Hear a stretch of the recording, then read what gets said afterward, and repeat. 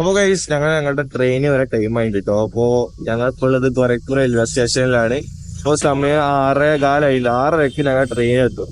അപ്പോ ഇതാ ഞങ്ങളുടെ റൂം ഇവിടെ ഇരുന്നു. ചെക്കന്മാരെല്ലാവരും ഫുൾ ബാഗൊക്കെ പാക്ക് ചെയ്തിട്ട് പോവാനുള്ള ഒറ്റപ്പാടിലാണ്. നല്ല മഞ്ഞുണ്ട് കേട്ടോ ഈ ഒരു ടൈമില്. മാസ്ക് കാര്യങ്ങളൊക്കെ ഇട്ടിട്ടാണ് നിൽക്കണം. നല്ല മഞ്ഞുണ്ട്. നമ്മൾ ഈ മാസ്ക് ഊരി കഴിഞ്ഞാൽ അങ്ങനെ തുമ്പാൻ വരും, അത്രക്കും മഞ്ഞ വരുന്നു. ഞങ്ങള് ചായ കുടിക്കാൻ വേണ്ടി സ്റ്റേഷനിൽ പോയിട്ടോ. ഒരു വൈകുന്നേരം ആ ടൈമില് സ്റ്റേഷൻ മൊത്തം ഇവിടുത്തെ ആൾക്കാരെ കൊണ്ട് നിറഞ്ഞിരിക്കുകയാണ്. അത് കണ്ടപ്പോഴേ തോന്നി ഞങ്ങളുടെ ട്രെയിനിക്കില്ല ആൾക്കാരൊക്കെ. എന്താ അറിയില്ല, ഭാഗ്യണ്ടേ ട്രെയിൻസ് ആ ഒരു കണ്ട ആൾക്കാരൊക്കെ കുറയും. കാരണം ആ ഒരു വീഡിയോ കണ്ടാൽ തന്നെ നിങ്ങൾക്ക് തോന്നുന്നു അത്രക്കും ആൾക്കാർ ഈ റെയിൽവേ സ്റ്റേഷനിൽ രാത്രി വന്ന് കടന്നുറങ്ങിക്കുക. മിക്കവാറും ഒരു ഞങ്ങൾ ട്രെയിനൊക്കെ ഇല്ല തന്നെ. കാരണം യാതൊരു ഇതില്ലാതെ നമുക്ക് പറയാം. അങ്ങനെ ഞങ്ങൾ റെയിൽവേ സ്റ്റേഷനിൽ എത്തിട്ടോ. റെയിൽവേ സ്റ്റേഷൻ അത്യാവശ്യം വലിപ്പമുണ്ട്. 10 പ്ലാറ്റ്ഫോം കാണിക്കുന്നുണ്ട് അവിടെ. ഇതാ തോന്നിട്ടോ ഞങ്ങളുടെ ട്രെയിന്. ഈ കാണുന്നത് ഈ ഒരു വണ്ടി തന്നെ ഇട്ടത് ഞങ്ങള് പോണത്.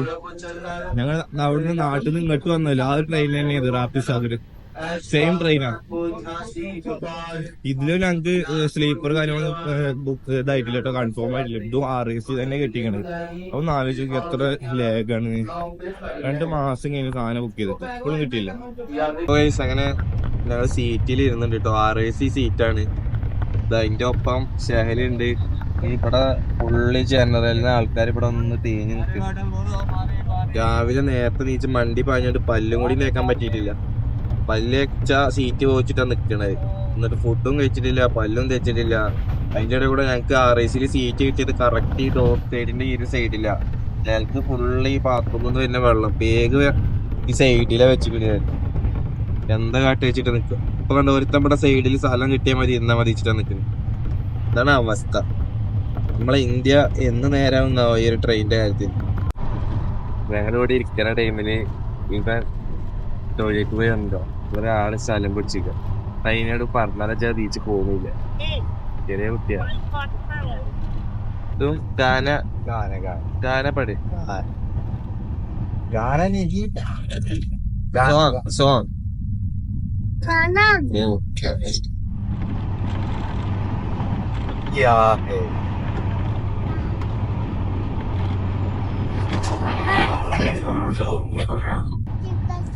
traffic light on the corner saying, "Can we stop? Give me for yellow means driving." ഇത് കുറച്ച് തിങ്കൾ പുതിയ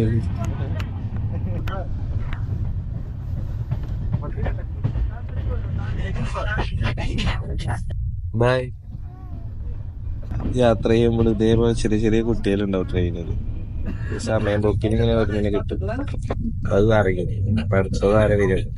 ഞങ്ങളുടെ രാവിലത്തെ ഉച്ചക്കത്തിയുള്ള ഫുഡ് കേട്ടോ. ഒരു ക്രീം ബണ്ണും ഒരു പാർലേജി ബിസ്ക്കറ്റ്. ഇവിടുന്ന് പുറത്തുനിന്ന് കഴിക്കലൊക്കെ ഭയങ്കര ടാസ്ക്. വയറിന് പണി കിട്ടും. ചെന്നൈയിന് ഒരു മലയാളിയുടെ ഷോപ്പ് ഉണ്ട് അറിയാമ.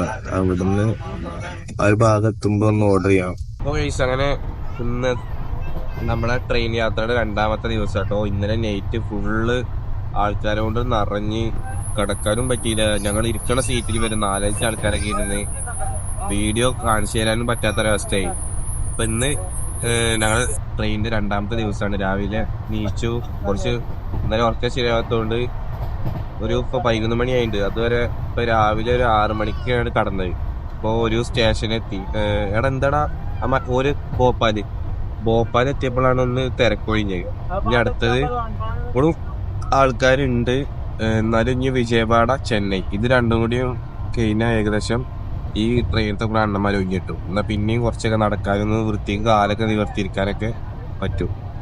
AC മാറണം എന്നൊക്കെ ഉണ്ടായിരുന്നു. പക്ഷെ AC മാറി കഴിഞ്ഞാൽ അപ്പൊ ഞാൻ അവിടെ ഒറ്റക്കാരം. അപ്പൊ ഇവരാരും സമ്മതിക്കുന്നില്ല. ഒരു ദിവസം എങ്ങനെയെങ്കിലും സാക്രിഫൈസ് ചെയ്ത് അവിടെ വെറുതെ 2000 രൂപ കളയണ്ടല്ലോ എന്നൊക്കെ പറഞ്ഞിട്ട് പിന്നെ ഒന്ന് കണ്ണും പൊട്ടി ഇതിലെന്നാണ് ഇരുന്ന് ഞാൻ. ഇവിടെ അതിൻ്റെ കൂടെ ശൈലുണ്ട്. പിന്നെ ബാക്കില് ഷഹബാസും അസ്ലമും.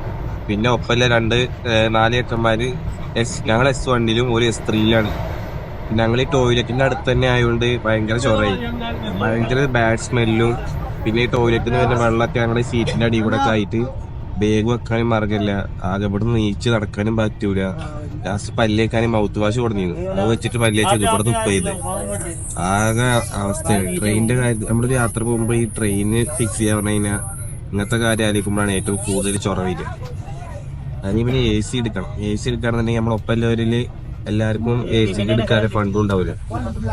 അപ്പൊ അതുകൊണ്ടാണ് ഈ സ്ലീപ്പർ എടുക്കണേ. സ്ലീപ്പർ എടുത്തു കഴിഞ്ഞാൽ നമ്മളെ ജനറമാതി ഭയങ്കര കഷ്ടപ്പാട് കാര്യം. അപ്പൊ ഗൈസ് അങ്ങനെ ഞങ്ങളുടെ നാട്ടിലെത്തിട്ടോ. നമ്മള് നേപ്പാൾ പോകുമ്പോൾ കയറി അതേ റെയിൽവേ സ്റ്റേഷനിൽ എത്തിയിട്ടുണ്ട്, വടക്കാഞ്ചേരി റെയിൽവേ സ്റ്റേഷനിൽ. അതാണ് പറഞ്ഞ ട്രെയിൻ സെയിം തന്നെ, ഗോരഖ്പൂർ ടു കൊച്ചുവേളി റാപ്തിസാഗർ സെയിം ട്രെയിനിൽ തന്നെ തിരിച്ചിട്ട് ഇവിടെ തന്നെ വന്നത്. അപ്പോ ഈ ഒരു വീഡിയോ കുറച്ച് ലെങ്ത് കുറവാകാൻ കാരണം ഒക്കെ ഈ ട്രെയിനിന്റെ ഉള്ളിലായോണ്ടേ പുറത്തേക്ക് ഇറങ്ങാനും പറ്റില്ല. അപ്പൊ ഈ ഒരു സൗത്ത് നിന്ന് നോർത്തേക്കൊക്കെ എത്തുമ്പോഴാണ് ഒന്നുകൂടി തിരക്ക് കാര്യങ്ങളൊക്കെ ഒന്നുകൂടി കുറഞ്ഞു കിട്ടിയത്. എന്നാലും സൗത്തിൽ നിന്ന് വന്നോണ്ട് തന്നെ ട്രെയിന് ഫുള്ള് മോശമാണ്. ബാത്റൂം ആയാലും നിലത്തായാലും ആകെ ടോയ്ലറ്റിൽ നിന്ന് വെള്ളം ഒലിച്ചിട്ടും അവരിരുന്ന സീറ്റിൽ നിന്നാണ് നീക്കാനേ പറ്റിയിട്ടില്ല. ഇന്ന് പോകുമ്പോ അത്രയ്ക്ക് വലിയ പ്രശ്നം കാര്യങ്ങളൊന്നും ഉണ്ടായിരുന്നു. അപ്പൊ ഇനി ഇപ്പൊ സമയം 11:30 ആയിട്ടുണ്ട്. ഇനി ഫുഡ് കാര്യങ്ങളൊക്കെ ഒന്ന് കഴിച്ചിട്ട് ലാസ്റ്റ് ഒരു എൻഡിങ് ആണ്. സാധാരണ ട്രിപ്പൊക്കെ പോകുമ്പോൾ ലാസ്റ്റ് ഒരു മന്തി അടിച്ചിട്ടൊരു സ്റ്റോപ്പ് ആക്കല്ലേ. അപ്പൊ ഇപ്രാവശ്യം അത് തന്നെയായിട്ടോ പ്ലാൻ.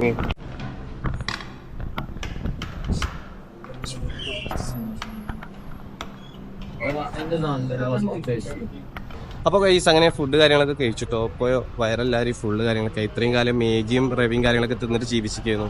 ഇപ്പോഴാണ് നേരെ വേണ്ടത്തിൽ വയറ് കാര്യങ്ങളൊക്കെ ഫുള്ളായത്. നല്ല മന്തിയും അൽഫാമൊക്കെ അടിച്ചാണ് കേക്ക്. അപ്പൊ ഇൻഷാ അല്ലാഹ് നമ്മുടെ യാത്ര ഇവിടെ വൈൻഡ് അപ്പ് ചെയ്യാണ്. അപ്പൊ ഇനി പുതിയൊരു എപ്പിസോഡായിട്ട് പുതിയൊരു യാത്രയായിട്ട് വീണ്ടും കാണാം. അപ്പൊ എല്ലാവരും ഇവിടെ ഓണായിട്ടിരിക്കുക.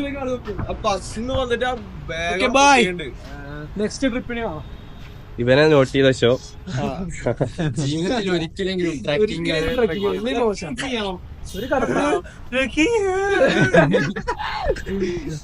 അപ്പൊ ശരി.